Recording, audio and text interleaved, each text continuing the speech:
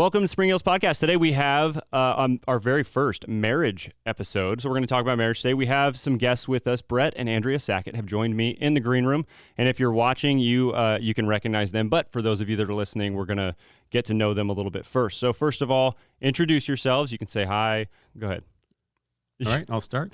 My name is Bret Sackett, and how you doing, Bret? I'm doing good, actually. And ironically, it's Bret with one T, much like Pastor Bret. Which threw me off a little bit on your email address. Yeah, absolutely. Yeah, and then Andrea, you are married to Bret. Yes. Yeah, and tell us, both of you, go ahead, tell me a little bit about yourselves, like where you're from, grew up, that kind of thing. I've always lived in California. I have 3 other brothers and sisters. And then we have together 3 children, our son, and then 2 daughters. One daughter is living in Nashville, and the other 2 are living with us still. And your son's the oldest? Yes. I don't think I've met your son, right? You might have. Maybe, he's come a couple times. Oh, okay. Yeah. Cool. All right. So you, what about you, Bret? You from California also? Born in California, raised in the beautiful state of Oregon. Oh. My parents moved down here when I was finishing high school, so I came down with them, and I've been here ever since. I drove through Oregon one time and literally did not get to stop because I was driving from Southern California all the way up to Walla Walla, Washington. And that's a long stinking drive to make in one shot. Sure so is. Going through Oregon, we didn't get to enjoy it, which Yeah. is kind of a bummer because it is beautiful. Yeah. But everybody's like, yeah, Oregon's great. And I'm like, I hated it because I was on hour like 12 of my drive and was ready to be done. Yeah. But yeah. Walla Walla, of all places. Oh, well, I was picking up a friend from college. He All went right. to the community college up there, and he was moving down to Azusa. So we were like, I was like, I'll come help you. And then I regretted it. And I give him a hard time about it still. All right. So how long have you two been at Spring Hills? So we've been at Spring Hills almost from the inception. We were attending California Community at the time, and then Pastor Bret had just started Spring Hills maybe 3 or 4 months prior. Okay. And we were looking for a pastor, and he was looking to grow his church. And so an opportunity arose that he came and gave a couple sermons at us, and we came and did a little spying You at did the some church. band swapping and stuff too, Some right? band swapping, yeah. Yeah. Indicator came over initially, and so it was great. To hear more about that, if you're listening, listen to the story of Spring Hills. We just did 4 episodes on it. Episode 2 is all about the merger. We started there. Andrea, anything else you want to add in on how long you've been at Spring Hills? Well, when we He kinda started, answered Bret it, but- was the main drummer, and Eve was a singer. Yes, and the bassist, right? Yes, she Yeah. did bass. She did bass. I heard about her the band that they had too, which is pretty. Yeah. And I met her sisters the other day here at church, actually, Yeah. which is kind of cool. And then also very early on, you might get to it later, but Andrea used to work for the church. So she Oh, was yeah, I definitely didn't know way back when we were over at the Luther Burbank Center. And you're part of the board now, right? I'm part of the board, yes. Yeah. And is that some? You weren't on the board when I came here, right? So No. Is that recent? Yeah, I've been on the board for probably about maybe 5-6 months now. Oh, okay. Would you have hired me if you were on the board? When Absolutely, I would have Would have hired given you. her a raise, too. How long have you guys been married? 30 years, 30 and a half. 30 and a half. So 30 Yeah. just came through. What was my parents are going on 40. What was the 30 like? Do you feel successful? It depends on the day. Oh, okay. Because sometimes I look at hey, we've been married now. We're going on 9. We'll be in 9 years in January. And I'm like, hey, 10 years, it just seems like a big deal, right? Because that's a long time. Sure. So no, 30 it's years. definitely great. But I think COVID, we were supposed to go on a trip that's and true. really Yeah. celebrate it. How And dare it I just forget about didn't. COVID. Yeah, it just didn't happen. Yeah. So we will celebrate at one point. Yeah, just make it the 31st, Yeah. right? Yeah. What's your anniversary? July. Okay, yeah. So hopefully by July next year we'll be done with all this, Oh, and yeah. you can make a big trip out of it. Yeah. How did you guys meet? This is a funny story. Do you guys both have the same story? We have of the how you same. met? We have the Okay. same story. So I was in the junior college, but I was working in Miller's Outpost in the Coddingtown Mall. I at the time. remember Miller's Outpost. Oh yeah. Solid, yeah. Yep. So I was working there, and she got a job there as well. She was still in high school, so I worked kind of during the week, and she worked weekends, and I only saw her a couple times. But she's a cutie, so Yeah. And so you asked her out? I did, and she said no. Okay. It's so funny how many stories start that way. With the, nah, we're just going to be friends for now. Yeah. So why did you say no, Andrea? I was dating somebody else. Oh, that's a good reason Yeah. to say. So you were a homewrecker at that point. You were trying to break something up. Well, Swoop in. that's for another story Okay, about sure. that. Yeah. So you guys, so 30 years, how long did you date prior to being married?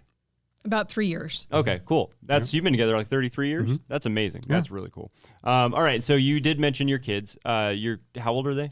You've got 25, 22, and 18. And 18. So Kinsley did just graduate, right? Yeah. Yes. I was like, is my timeline? So both your girls have babysat our boys before. Yeah. So I know them a tiny bit as well.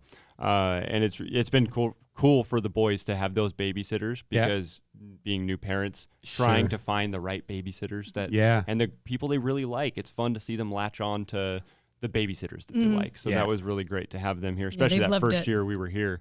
Came in huge because Caitlin she was like 6 months pregnant when we moved here, something like that. Yeah. And so having somebody to watch Mav for a little while during that, 8 months pregnant, and it's Easter time, and I'm like, I can't be around. I got so much going on here.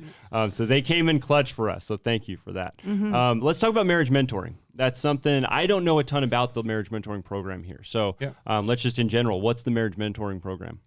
So I really think it was born out of a passion from Pastor Garett Ward and John Barrett about, I think in their roles with the church, they were seeing that people were really seeking out for some guidance about marriage. And unfortunately, the statistics for marriage, both for Christians and non-Christians, is not all that great. Almost between 40 and 50% end in divorce, and there's a lot of dysfunction. And so I think it was really laid upon their hearts that they really think they could make a difference. And so they kind of researched out, and there's a program put together by Drs. Les and Leslie Parrott up in Seattle called Marriage Mentoring. And it has proven to be quite successful. I think the most recent statistic I saw was it impacts, reduces divorce rate by about 31%. People who've gone through it, right? So I think it's a great program, and they Is it specifically a Christian program? Yeah. Okay. So that 31% is amongst church-involved couples. Yeah, and I think it can be, anybody's welcome to go to it, of right? course, but it does talk a lot about kind of centering your relationship around Christ and, God-like principles. And so I think that's really important. Good. Yeah. And how did you get involved in it? We were actually asked. Oh, cool. So we just prayed about it and decided we wanted to move forward, and I've actually really enjoyed it. Yeah. So how long have you been part of it? So we were the first inaugural class. I think they've only done one. There was about maybe 15 couples were, I think, invited to it. It was about a 10-week session, mostly kind of videos and question and answer and kind of an outline. And we were kind of, in one regard, kind of building the ship as we were sailing it, right? So it really is focused on 3 different areas is kind of where we focus on as the church. Kind of the newly married or engaged couples, people who want to just strengthen their marriage because they've been together for a period of time. And then a little refresh. Yep, get a little refresh, exactly. And then people who are struggling. So we need some repair work done. So they picked people that they felt the church maybe had some experience in those and some ability to relate with people. And so it was great. Had you guys had any experience with counseling in any way before? No. Nope. Now which one of you told me your dad was a pastor? Andrea, your dad was a pastor? Okay, so was that something did you guys go through any sort of like counseling that you saw how to do it? How did you feel led into being, would you consider yourselves counselors or is it, it's mentors, I guess, right? Yeah. What's the difference? I honestly don't really know We're what not the difference would licensed. be. So I think if you're a licensed counselor, you'd feel there's quite a difference. Okay, so it is definitely a licensed thing that you need to have. We are if you're encouragers, Yeah. try to help focus in certain areas, try to give helpful hints on things that we've dealt with. Okay. Yeah. Cool. And let people know they're not alone, right? Right. So if they're newly married or considering to be married, if they, come across a bump on the road, they think that might be, the end of everything. And you say, oh, we went through that bump on the road like, a year ago or 6 months ago or yesterday. And so we're surviving. So bumps are everywhere. Yeah, bumps are everywhere. That's it's so encouraging. Now, Caitlin and I, we've been married for 8 years. And unfortunately, she wasn't able to be here tonight because the young kids, we didn't have anyone to watch them. They would be really tough to have in the room during a podcast recording, surprisingly. The little one is a chatter just like I am. So she's like, how do you like it? You like having a little kid just chatting in your ear all the time? I'm like, is this what I'm like? And she's like, yes. Yep. It's exactly what you're like. But I think the small amount of time that we've done it, I think it's to be a support to others, but also to give each person a voice. Because I think sometimes in relationships, typically more, one person doesn't get a voice as much as the other. Mm-hmm. Yeah. And when you're mentoring somebody, whether it's I think you said, so the newlyweds are soon to be married, right? Yeah. The people that are having the refresher, or been married for a little while and just want Crisis. Yeah, and then the crisis, right? Yeah. So do you meet with them as a couple with both of you, with both of them? Do you meet with them separate? Yeah. Husbands and husbands? So we haven't done that. So initially, after we came out of the class, another couple who go to the Spring Hills as well, Jim and Denise Passy, and us had the real passion for kind of engaged and newly married people. And we had felt that was a real need in the church because both of us had gone through kind of premarital counseling or premarital both couples discussions. And we really appreciated it. Mm-hmm. Yeah, and we thought that had a lot of value. And so we looked around. There really wasn't anything like that at Spring Hills. And so we talked to John and Garett about, hey, what about us kind of co-teaching that? And so we've had two sessions, goes through the small group sessions. Oh, cool. And it's open to engaged and newly married Sweet. or people who are seriously considering engagement. And we just go through kind of a series that put on by the same people who kind of taught the class. And it really is an opportunity for us to help them strengthen their marriage and actually kind of get it off on the right foot. Mm-hmm. That's awesome. We did a small group. Now, this was the COVID semester, so we only got, 6 weeks in before we went online? Yeah. We did the one, I always forget his name. I don't know. Oh, Kirk Cameron. Kirk Cameron's. Mm-hmm. We did I don't even remember what it's called now. It's been a while. But yeah, we did that one. I think we had 6 couples sign up. Yeah. And I think each week we had maybe 4 or 5 couples in this. We met in this room. And it's so encouraging to be with other couples that just asking simple questions and just hearing the way that other people deal with certain circumstances. Or I think there was one session that was all about it's just fighting fair. Yep. And hearing the way that other couples are like, well, when we argue, this is kind of my tendency is to do this and mine's to do this. And you're like, oh, I'm like that and you're like that. And it's just, you really work it out with other couples, and it helps a lot because sometimes just when we're one-on-one trying to work it out of being like, hey, you react this way. And it's like, no, I don't react this way. You react. Yeah. You just Not me, it's you. Get defensive and all that stuff. So it's so helpful to be with other couples in small groups. So, and I think Andrea would say the same thing. And the first group that we've done, because our second group was like yours, it was kind of split, half COVID and half not. So it definitely changed the dynamic. Online but thing's we tough. were so thankful that we had at least 4 or 5 meetings with them, so they had a chance to kind of bond. Because one of the secondary benefits, I think, is especially for the newly kind of married or engaged people, is for them to create bonds within each other, right? Because it's always nice to come to church and see a familiar face. And so we were so impressed that they were willing to be vulnerable in these classes, right? Because it's tough. And so we talk about some pretty serious things, and we were just really impressed that people were, open and honest and vulnerable and willing to discuss and supportive. It was just really amazing. Yeah. Yeah. Yeah, that's awesome. So you mentioned certain people that would be seeking out mentoring. How do they reach out? Is it just signing up for small groups, or is there other ways? You can also reach out through Spring Hills, Garett Ward, John Barrett, and you can I would assume you could put it in the bulletin. Oh, okay. Yeah. You can reach out that way, or I email. would the connection card. Yeah, The connection card. The connection card. Just Do we put have down- those outside? Yeah, Those are out there? I think so. I haven't seen any out there. Well, there's stuff on the app too. Yeah, The connection exactly. card's on the app also, so you Yeah. can do that. So- Because I think Yeah. they're trying to make everything touchless, right? Exactly.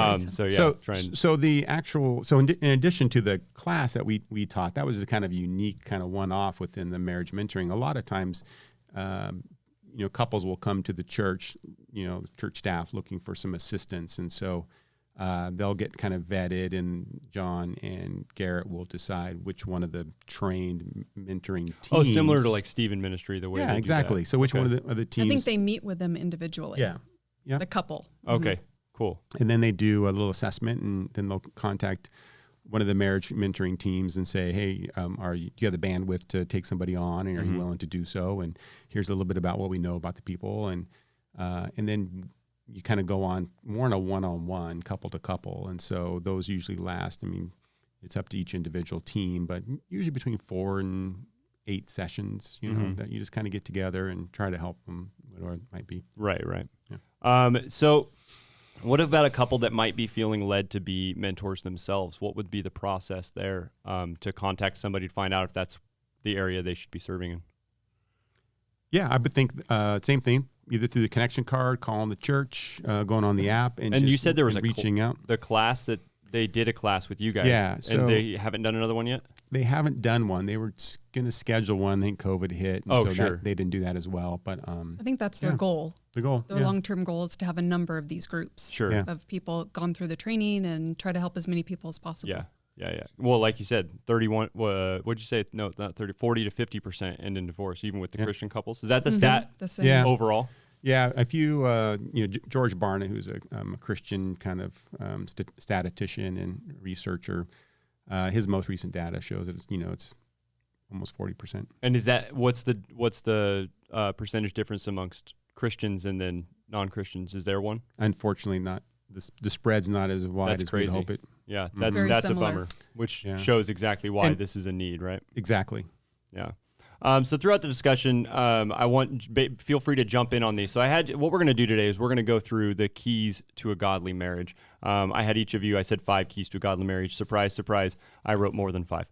I love lists, by the way. So I said you don't need to put them down in order of importance, because I don't know that there really is an order of importance. I think just having God at the center of it would be the number one, and then everything else is a tie.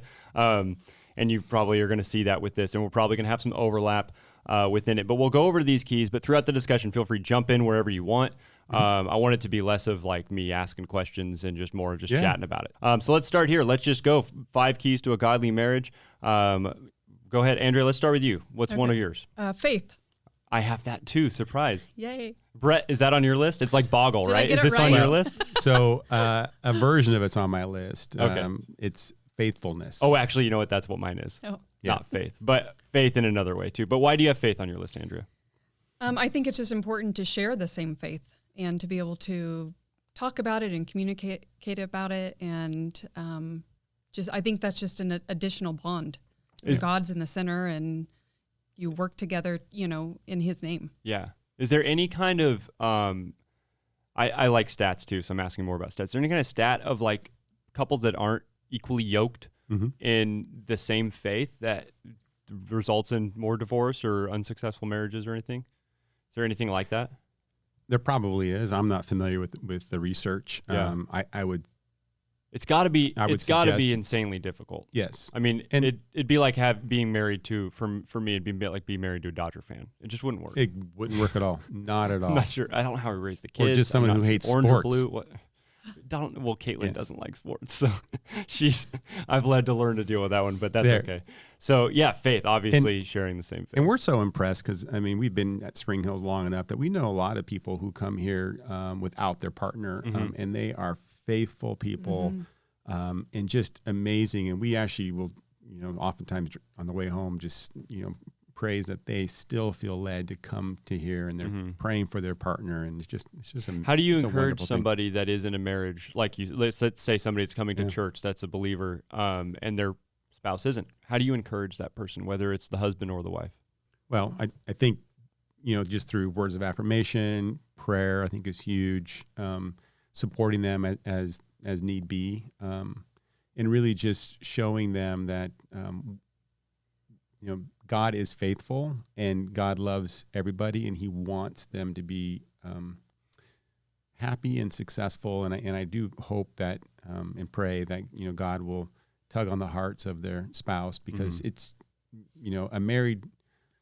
a God-centered marriage is just, it's like on steroids, right? It's just so much better than not. So well, and even when your marriage is God-centered, but then like let's say you've got a couple days where you're just really busy and you haven't prayed together, you haven't been around each other, you can tell it's like there's some extra it's like you're disconnected a little bit, like something's just not connected, right? And usually, like we've found in our marriage over and over again, if once we start to include God in it again, we're more patient with each other, we're more kind to each other. With the kids, the same thing, that kind of, we're more willing to work things out. When your focus is that. Yes. It helps you to remember. And it's hard. It's humbling to have to be like, okay, I got to put this aside, which that's another, humility is one of mine.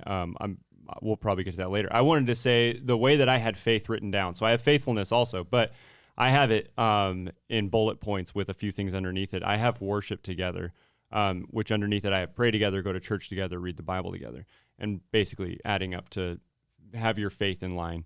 And that's, to me, has been such a, Caitlin and I, both of us, basically we grew up Christians. And so it's not something that's new to our lives. And when we got together, when we started dating, when we got married, we already had that in the line. So it almost was like the downside to that was we never felt like we had to work on it, but you do. Yeah. And it's not something that's just gonna be in line. So like we've had to prioritize it. It didn't come naturally to, hey, we're going to pray together. Hey, we're going to read the Bible together. So we did the little app, like let's read through the Bible in a year together, do things like that. Yeah. But it can definitely fall off. Something happens in your life, things change, schedules, children. Yeah. So you kind of have to regroup and make that a priority. We have to do small groups together because we don't really get to go to church together because of my job, right? So Sure. I'm on the stage for half of the service, and then I come off the stage, I'll sit next to her, but then, I'll get a text saying like Bret needs his water or Bret needs the table off the stage or whatever it is, right? I'll run back up and grab it, and they're doing other things. Sure. I can never really sit and just be focused on the service because we're doing stuff, right? Mm-hmm. So we've also learned be in small groups together, listen to podcasts or watch sermons or conferences, things like that. We've gone to conferences and stuff together too. Outstanding. What's something? So you said faithfulness. Let's just go there. Yeah. So why faithfulness? Or in what way are you? Yeah, I think we talk a lot about it in the class as well. But one of the struggles that or relationships that are struggling face the fact that if they don't have a level of comfort in knowing that my partner was always going to be faithful to me, right? And faithful to the marriage, which means they're going to put that first. Every argument becomes bigger than the issue they're arguing about, whether it's who's going to take out the trash or who's going to do this part of work, because the fight becomes whether or not the relationship is strong and has a good foundation. Right. And so I think if you have that initial layer of faithfulness, that it puts things in perspective much differently. Right. All right, let's go to the next thing. So I already mentioned my first one there, which was also worship together in faith. So that kind of aligned. And actually, number 2 is faithfulness for me too. And actually, I wrote down the verse: "What God's joined together, let no one separate." I've seen. I think one of the biggest things that I look at in Caitlin in our marriage is just seeing the fact that that's not ever. I think you mentioned it. It's never a concern of ours that we're going to stray out of our marriage, right? Like having that weight off of our shoulders. And I had an experience with someone I dated in the past that was not faithful, and that was just a girlfriend. It wasn't a spouse, but it hurts. It cuts deep, and it's like repairing that is when I was young and stuff. It wasn't possible in that one, which is good because I ended up with the right person, right? Sure. But I'll ask this question: if somebody has already been unfaithful, we don't suggest giving up, right? So how do we encourage them? What kind of help should they seek out? Should they feel comfortable with seeking out help, or sometimes it might be like I'm ashamed. It's shameful, right? So or it can feel that way. How do we encourage these people? I think it might be that they need a counselor. That's something that I think there can be mentors that help support them, but I think that might be kind of the next level that they would need to see some type of therapist, and you try to work on that from the very bottom core of it. But you get through it. Yeah. Like you can get through that. You can. And my next one is commitment. Mm-hmm. So let's go there then. Yeah, go ahead. Even in the tough times, and that's something that the books that we've gone through have really tried to support. And one of them talks about the phases in life. Right. Because it could be tough in this phase. Okay, you have 3 young children. They're all in diapers. Like who knows what the situation is, or if a parent is passing, and so you end up having a lot of struggles. But those are phases. So you have to realize that yes, the marriage is a little rocky right now. Yeah. But you're not leaving each other. So you have that strength behind knowing he's not going to leave me based on an argument that we had or a situation that happened. So it's just, you just know you're going to be there. And I think that's one of the biggest things. If we could tell anybody, like, it's to be able to give somebody the confidence that you're not going to leave them based on, I mean, there are maybe situations that, you know, that you might need to, you know, and the Bible talks about those, but overall, just not getting along or, you know, struggling with different things. I mean, there's ways to try to combat that, and just leaving somebody is not the answer. Right. No. And we'll do, like I mentioned earlier, we'll do other podcast episodes with you guys and maybe some other, not maybe, we will get some other the couples and marriage mentoring in here. Although Ashley Ward declined. I said, Garett, we got to get her in here. Because Garett's been on the podcast a bunch now. Because he didn't want to do it at first either. He was scared to do this. Now he's like, yeah, I'll do whatever you guys want. Yeah. I'm like, we just got to get Ashley in here one time, man. She'll be fine with it. She will. She'll be so great. maybe we could team that. Try to convince Ashley to do this. Because I think she'd be great. And going back, I mean, I think that, you know, that we're fortunate in one regard at Spring Hills is that we're large enough that there are people who've been through this. Yes. And there are people who have survived and their marriages have been repaired and they've come out better, stronger, and more in love than ever before. Yeah. And it's a tough road to get there. It really is. And so in addition to what Andrea said about sometimes professional counseling is kind of an order. Right. But even the marriage mentoring, like I said, we've got, you know, couples who have maybe experienced the same thing. And so. And probably worse than what you're going through. Yes. It's so valuable to have people in your life that you can even just bounce a question off of, right? Yep. Which I think goes back to the strength of the church, right? And Pastor Brett's talking a lot about it right now during COVID, that getting people back on campus and back connected is so important because that's where you have those connections, those opportunities to.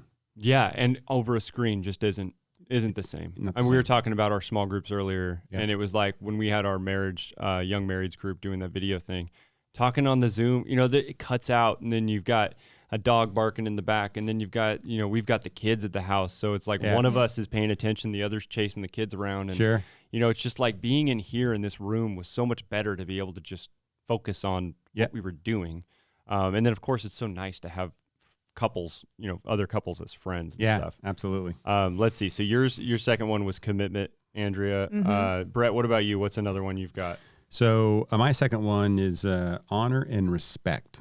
I literally wrote it the same way. Honor/respect. Yeah. Wow, we're like the same person apparently. Evidently. In a pod. We're honor and respect. Go for it. Awesome husbands, evidently. Yeah, right. Must be awesome husbands. Perfect. Yes. I think it's important to always honor, you know, your mate, in so many ways. Not only just is it the right thing to do, but I think God really calls men to honor their wives. And what does that look like? And so it can look like a lot of things. Yeah, what does it look like? Exactly. Just kidding. If you need any help, I can let you know. Exactly. No, well, first and foremost, it's never talking bad about her in front of other people, right? Yeah. I mean, that you always need to. I'm not joking. I have that written down. It's about cherishing her. It's about making people know that she is the most important. It's like if you make a commitment to her to be home at a certain time, and the boys say, "Hey, let's go do something else," you know, don't be afraid to say, "No, I got to get home. I got to go home." Yeah. Right. And I've been gone a lot. I need to go see my spouse and my wife, and so that's important. Honoring her in little ways, whether it's encouraging her, whether it's, you know, helping out quite a bit around the house. One of the things that's, you know, nice, and I'm still learning, but you know, I had 30 years in and you still have to learn. Yeah, I'm things? still learning. So, you know, initially through most of my career, I was the primary breadwinner and the full-time job and shift work and a bunch of stuff, worked weekends and holidays. And so, it was kind of a lot of focused about me. And so I had an opportunity to retire early and kind of work part-time. And so now I can give it a chance to kind of support her a little bit more and her desires to, you know, learn new things and try new things. And so as a tangent real quick, is that when Keysight started, when you retired?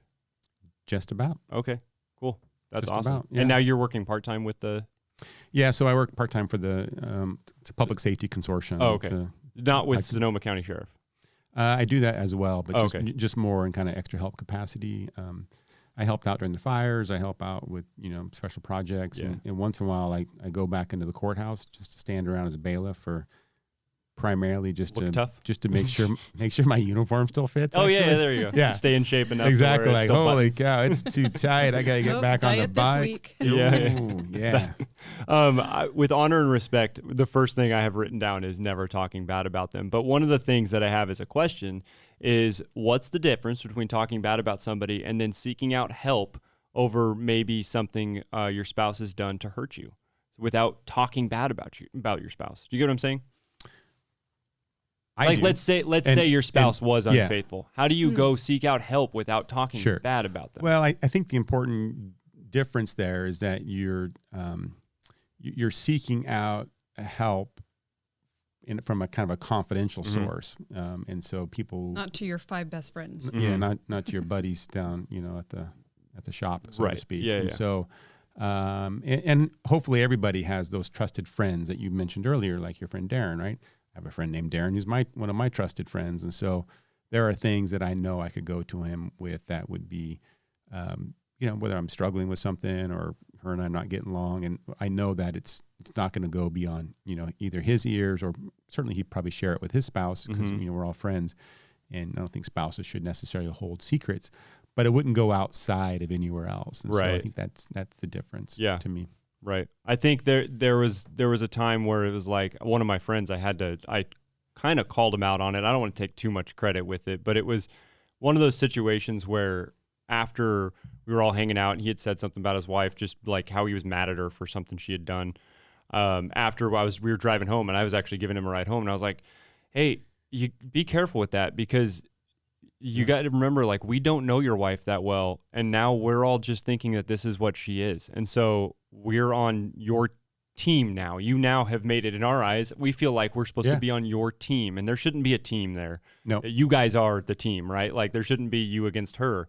You have to have unity, which that's my segue into my next one, which is unity. But Nice. if we're meeting with couples, that's why we always meet with both of them. Right. Right. We won't meet with just one. Is it ever? I mean, I guess this is going to go to counselors too, right? Because I have heard that counselors will, they'll do solo sessions with spouses. Yeah, it's not prohibited, but there are some landmines there you got to be aware of, and so it depends, I think, on the circumstances and the situation a little bit. And I do think that there are times when it's appropriate for the two men of the group to kind of sit down and have a discussion if you think there's something that is. It's going to depend on the situation, right? Yeah, that's important to address kind of confidentially. But our first focus is meeting them as a couple. Absolutely. Mm-hmm. Yeah. Okay. Yeah. So, honor and respect, which was on my list as well, but unity was my next one.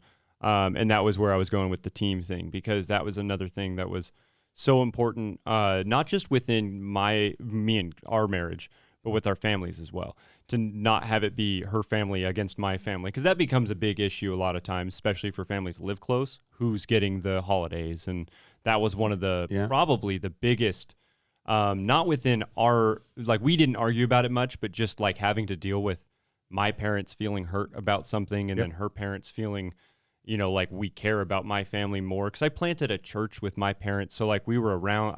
We lived 2 blocks away from them. We were so close with my family, and we barely ever saw her. So when an opportunity came to go see her family, we prioritized it. But then if it landed on an important day with my family, my mom's like, well, what are you doing? Your brother's here now too. You should be here. And I'm like, Mom, we're with you guys all the time. She's like, but not all together. And so like, then it's also navigating, like, I got to figure out what's important to my mom, what's important to your mom, like those things. But being as a team, we decided just to tell both sides, this is how it is. This is what we're going to be doing, instead of arguing over like, no, we're going to spend it with my family. It was like, as a team, let's sit down, discuss it. We'll talk about what we want to do, make sure it's what is fair, right? And that's with one of the big families. issues for newly married. Yes. Yeah. It's hard. So it's one of the things that, we've definitely gone through with them and talked about it. And because they've both come from different families. I mean, I was raised in a Christian family. He's raised with a split family. So it had some other issues. So my view on maybe what should be happening could be different from his at the beginning. And you kind of have to then decide, what is your family going to be doing?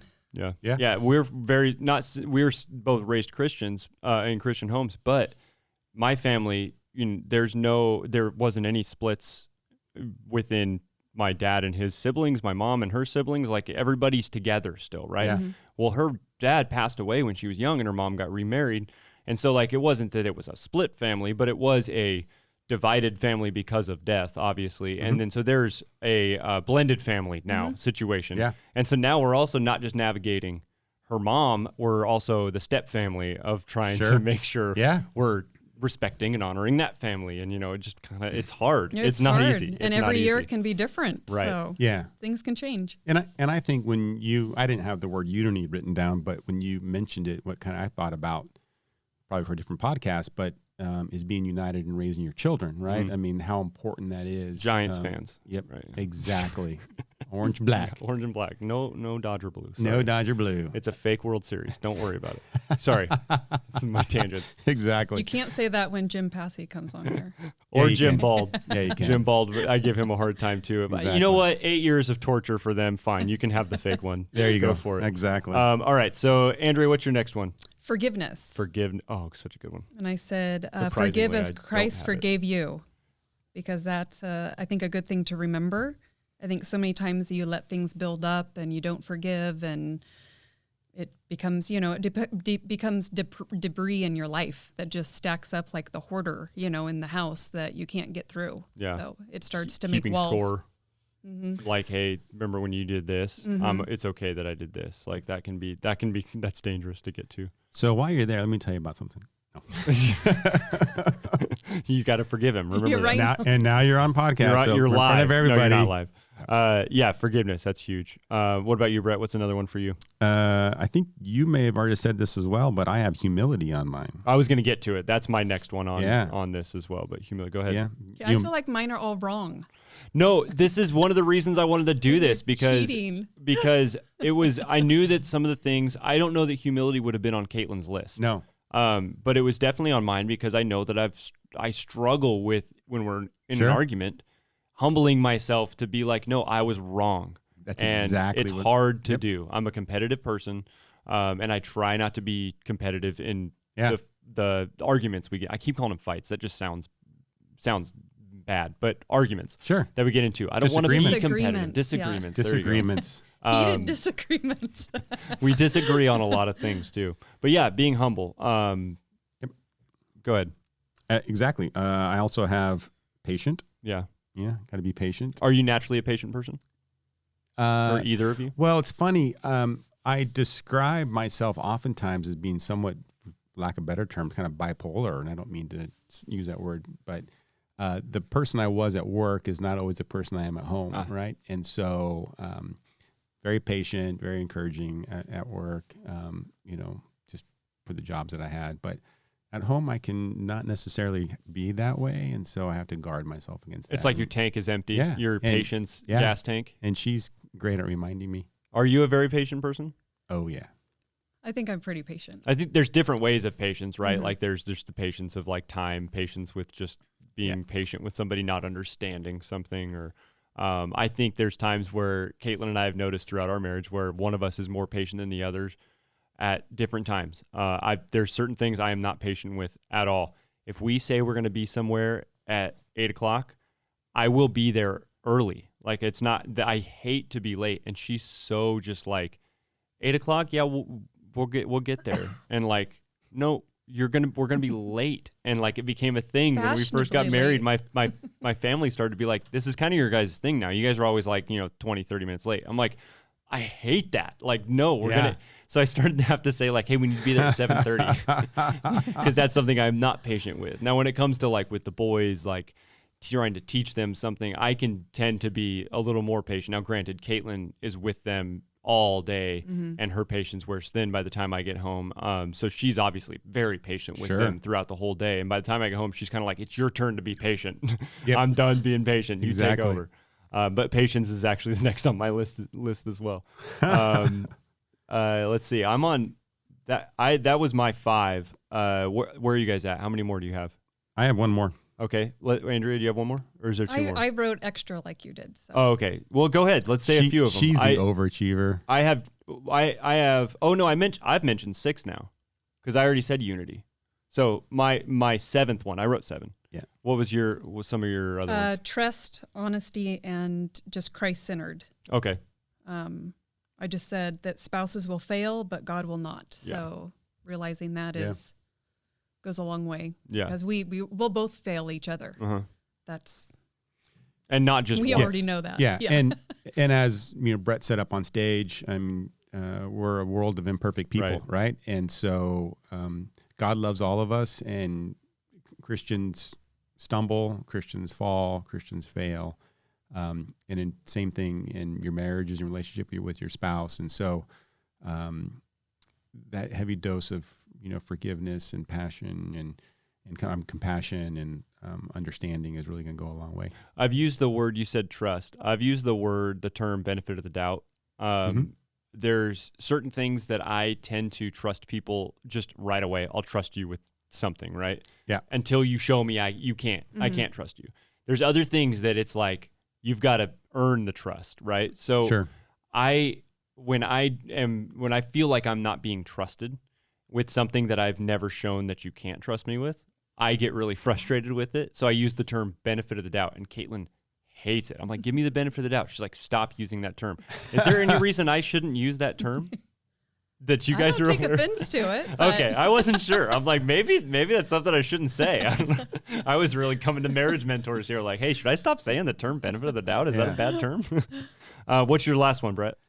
It was understanding. Okay. And then I kind of put them all under the same umbrella we talked about before. It's really got to be, God's got to be first in your life. And I think it's amazing how many things will fall in line if you really kind of focus on him. Right? Yeah. Understanding is, understanding where each other's coming from is also not easy for us. The way that I wrote down understanding was basically just being willing to listen. Yeah. And understanding one another, because it's hard sometimes if you're not willing to try to understand where the other person's coming from, it's a lot harder to work through it. We've had so many times where I'm like, why are you so irritated with the way, like I used to say, there's little things like she leaves trash in the sink and it drives me nuts. And I'm like, why do you put trash in the sink? The trash can is a foot below it. So it makes zero sense to me why there's trash in the sink. Well, it became kind of something that's funny, right? But there was one time where like she's at the sink and it's just full of garbage. And I said something kind of trying to be like lighthearted and funny, and she was not having it. And we got in this built off of that. We got in this huge argument about basically like me telling her how to do things, right? Yeah. And we've started to figure out that when she grew up, she was always being corrected and told, don't do it this way, do it this way. Don't do it this way, do it this way. And never was able to give her reasoning of why she does it this way. Yeah. And so when we figured that out, I'm like, okay, so what's your reasoning for the trash in the sink? And while I don't agree with her reasoning, at least now I understand where she's coming from with like, all right, I get it. She's more of a, get all the trash in there and then I'll throw it all away at once. And I'm like, not the way I would do it. The logic doesn't make sense to me, but great. It's fine now. I understand it. And if it's still in there, I'll throw it away for you. Yeah. That's fine. So any final thoughts, anything we haven't talked about that you wanted to mention in your notes or anything? I don't have any final thoughts per se, other than the fact that I think we're just so blessed to be part of the Spring Hills community, and really hats off to the staff who've done just an amazing job during COVID and how difficult it was. And you've pivoted and done a good job. And thanks, man. It really is amazing. And for people like, John and Garett who, brought marriage mentoring to Spring Hills because they really had a passion for ensuring that the people at Spring Hills have all the resources that they can have. And so anybody who's struggling or even interested in getting in, I would certainly encourage you to fill out that comment card and connection card, or go on your app and just check it out and get involved in small groups. That is so important to be connected. Yeah, it really, really is. And it's been huge. It's hard being in ministry. We know a lot of people. Yeah, but we're not super close with people because it's like we know a lot, but we aren't really. I don't know what it is. Like I've talked to Bret and Eve about this as well. Just like what close friends is not. It's not easy to have close friends, and small groups has been huge. Even like the basketball group that I do. Yeah, it was so cool to get to know guys in that way and play basketball with them, and it's something I love to do. So it's like get together, play basketball. We pray together. There's some guys that never had been to church before that had. I honestly, with COVID, I don't know if they've watched online or anything, but they actually came to church for the first time ever because their buddies are at church. Like that kind of thing. It's really it is huge. Andrea, anything else you wanted to mention? Well, just a couple of things. I think what we've learned is communication is just huge in marriages, and it can drop off, and it's something that you will always have to work on. And then also just taking time for each other, date night, whatever you can do to put some time aside for each other and really focus on each other, I think is two big things. Yeah. Continue dating your spouse. Yes. Yeah, Yes. that's always something. I had a whole separate list going that was because at first I made it just keys to a healthy marriage. Yeah. And then I shifted it to keys to a godly marriage. So I had other things, just keys to a healthy marriage. And my list had stuff like keep dating each other. Like don't stop making time for each other. Like you never want to become, you're now just, especially with kids, right? Your mom and dad. No, you're still husband and wife. Yep. And still make that time for husband and wife because it's hard. It is difficult to make that time. It really, really is. And so even with, two kids, they're getting to the point now where it's like they can be in their room and they can be playing and whatever. And we start to have a conversation. It seems like every time we start to actually have a conversation, they could have been in there for an hour. Kids know everything you're doing. We're talking and it's important. Here they come. Here they come. And it's tapping on the shoulder and it's Dad. It's so funny. And our oldest one is exactly like her. And our younger one is exactly like me. And so both of us are just kind of like, this is you. This is what you're like. Exactly. And this is me. This is me. The one that's crying over a book about an acorn, that's you. The one that's coming in laughing at him for crying about a book over an acorn, that's me. So and it doesn't change as they get older either. No. Are your kids, have you noticed, like, is there, I was surprised to see that, like, one of them was so much like Caitlin, the other is so much like me. Are your kids like that, or is it kind of like a good blend of both of you? I think I'm going to go on a limb here, and I say the oldest and the youngest are more like me. Okay. They can be a little stubborn, and our middle one, Caitlin, is much like her, patient. Who is not my wife. Yeah. That's not the same Caitlin, just so everybody knows. She wasn't the 8-month pregnant one. Yeah. No. So gentle, kind, loving, So not like you. So not like me. That's funny. I'm sure you're a kind, loving person, Bret. Well, thank you, Bret and Andrea, for being here. We'll be doing a lot more marriage episodes. And then if there's anything else too that you guys want to get involved on the podcast, other topics and stuff too, we can Great. have that as well. So thank you for being here. Thank you for having us. Thank you so much.